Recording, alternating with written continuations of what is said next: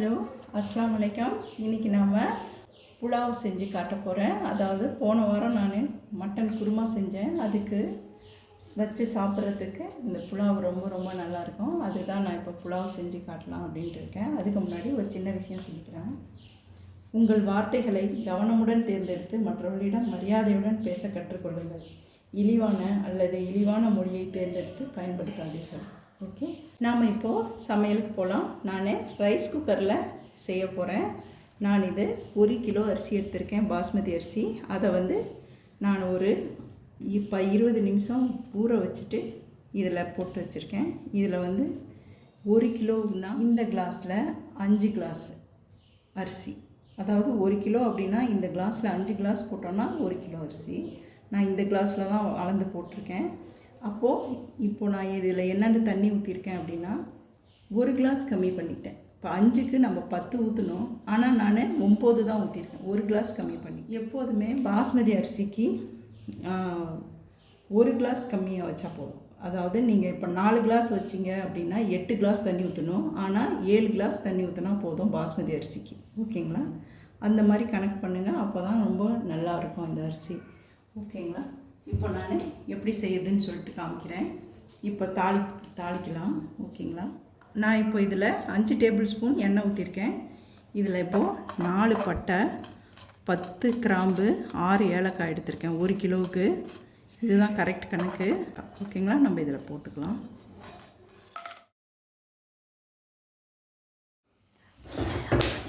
இதில் 2 வெங்காயம் போட்டுக்கலாம். ஒரு மீடியமான வெங்காயம். 1 கிலோவுக்கு 2 வெங்காயம் போட்டால் போதும். மீடியமான வெங்காயம் போட்டுக்கோங்க, பெருசு வேண்டாம். நிறைய வெங்காயம் போடக்கூடாது. ஒவ்வொருத்தங்க இதில் பச்சை மிளகாய், தக்காளி அதெல்லாம் போட்டுருவாங்க. அதுக்கு பேர் பஹாரா கானான்னு பேர். பெரிய விருந்துக்கு தான் அந்த மாதிரி ஆக்குவாங்க. நம்ம வீட்டில் செய்கிறதுக்கு அந்த மாதிரி செய்ய வேண்டியதில்லை.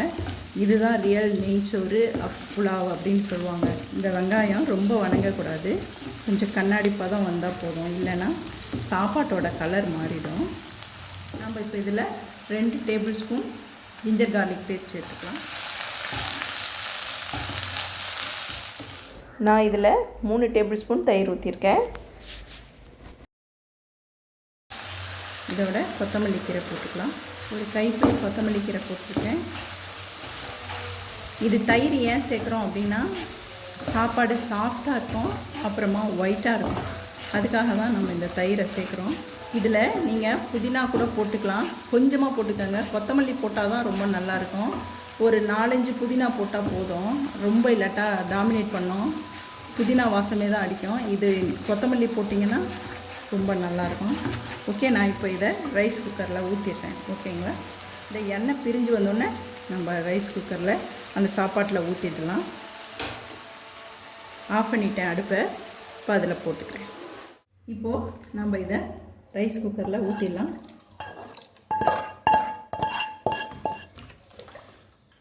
இப்போது நான் ஏன் இதில் நெய் போடலை அப்படின்ட்டு நீங்கள் நினைப்பீங்க, நெய் சோறாச்சே அப்படின்னு சொல்லிட்டு. கடையில் வாங்கின நெய்யாக இருந்துச்சுன்னா நீங்கள் இதில் 5 டேபிள் ஸ்பூன் நான் எண்ணெய் ஊற்றினேங்களா, அதோட அந்த 2 டேபிள் ஸ்பூன் நெய் போட்டு சேர்த்து அப்புறம் இதை ஊற்றுங்க.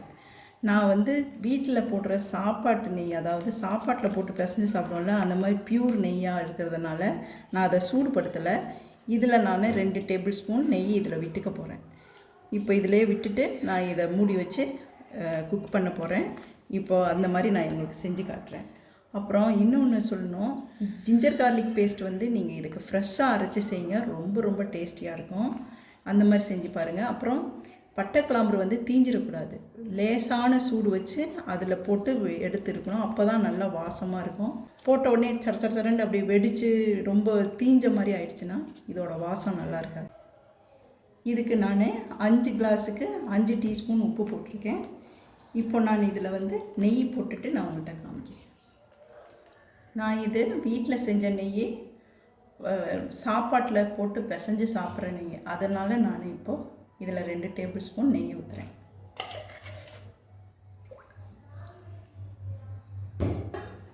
ஓகேங்களா? இப்போது நான் ஆன் பண்ணிடுறேன். இப்போ குக்குக்கு இப்போ தான் நான் இதையெல்லாம் செஞ்சிட்ட பின்னாடி தான் நான் இந்த குக்கரையே ஆன் பண்ணுறேன். ஓகேங்களா?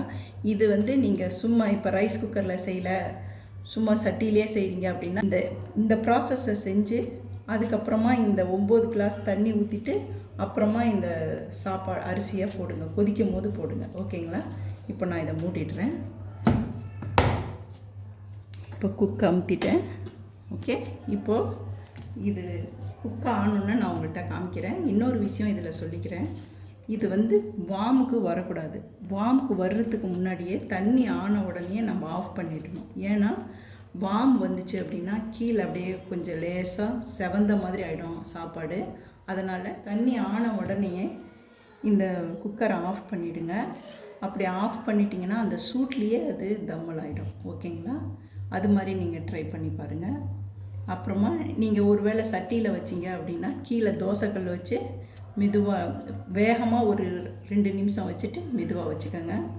இந்த பாஸ்மதி அரிசியில் இந்த புலாவ், இந்த நெய் சோறு செஞ்சோன்னா ரொம்ப ரொம்ப டேஸ்டியாக இருக்கும். அதனால தான் நான் பாஸ்மதி அரிசியில் செஞ்சுருக்கேன். இதை செஞ்சு பாருங்கள். இதுக்கும் அந்த மட்டன் குருமாவுக்கும் ரொம்ப ரொம்ப நல்ல டேஸ்ட் இருக்கும், நல்ல காம்பினேஷனாக இருக்கும். இதோட தால்ச்சாவும் வச்சு சாப்பிட்டுக்கலாம். நான் தால்ச்சாவும் ஒரு நாள் செஞ்சு காட்டுறேன் எப்படின்னு சொல்லிட்டு அடுத்த வீடியோவில். ஓகேங்களா?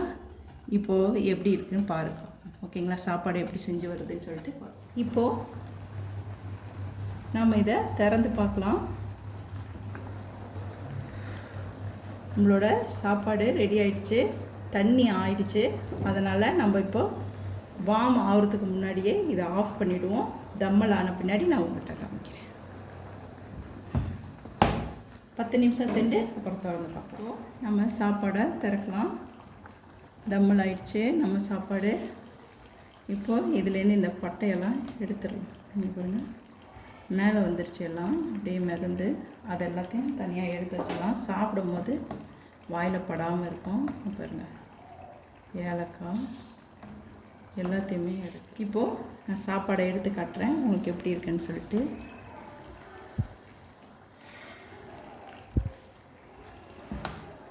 பாருங்கள், ஒரு சாப்பாடோடு ஒட்டாது,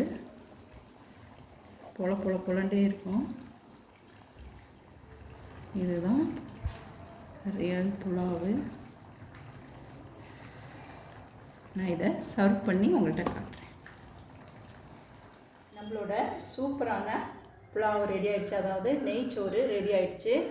இப்படி தான் நெய்ச்சோறு செய்யணும், ரொம்ப நல்லாயிருக்கும். இதுக்கு இந்த சாப்பாட்டோட நீங்கள் மட்டன் குருமா, சிக்கன் குருமா, அப்புறமா தால்ச்சா, அப்புறமா நீங்கள் சிக்கன் கிரேவி, மட்டன் கிரேவி அப்படின்னு எது வேணாலும் செஞ்சுக்கலாம். ரொம்ப ரொம்ப டேஸ்டியாக இருக்கும்.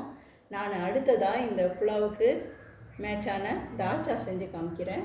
நீங்கள் இதை எல்லாத்தையும் பார்க்கணும், லைக் பண்ணணும், ஷேர் பண்ணணும், சப்ஸ்கிரைப் பண்ணணும். ஓகே, நான் அடுத்த வீடியோவில் உங்களை சந்திக்கிறேன்.